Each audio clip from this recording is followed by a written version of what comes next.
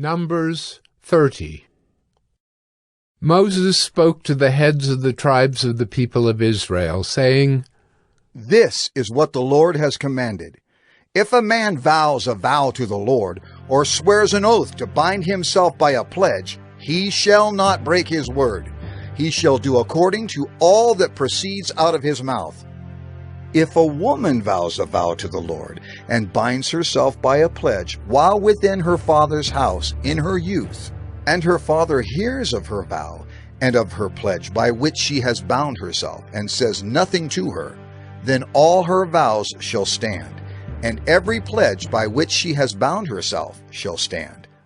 But if her father opposes her on the day that he hears of it, no vow of hers, no pledge by which she has bound herself shall stand, and the Lord will forgive her, because her father opposed her.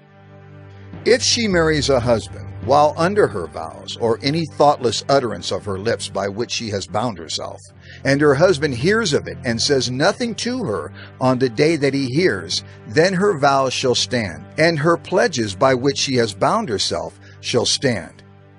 But if on the day that her husband comes to hear of it, he opposes her, then he makes void her vow that was on her, and the thoughtless utterance of her lips by which she bound herself, and the Lord will forgive her.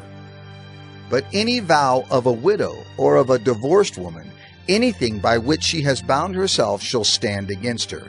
And if she vowed in her husband's house, or bound herself by a pledge with an oath, and her husband heard of it and said nothing to her, and did not oppose her, then all her vows shall stand, and every pledge by which she bound herself shall stand. But if her husband makes them null and void on the day that he hears them, then whatever proceeds out of her lips concerning her vows, or concerning her pledge of herself, shall not stand. Her husband has made them void, and the Lord will forgive her.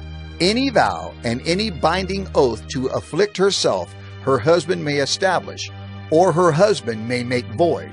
But if her husband says nothing to her from day to day, then he establishes all her vows, or all her pledges that are upon her. He has established them, because he said nothing to her on the day that he heard of them. But if he makes them null and void after he has heard of them, then he shall bear her iniquity. These are the statutes that the Lord commanded Moses about a man and his wife, and about a father and his daughter while she is in her youth within her father's house.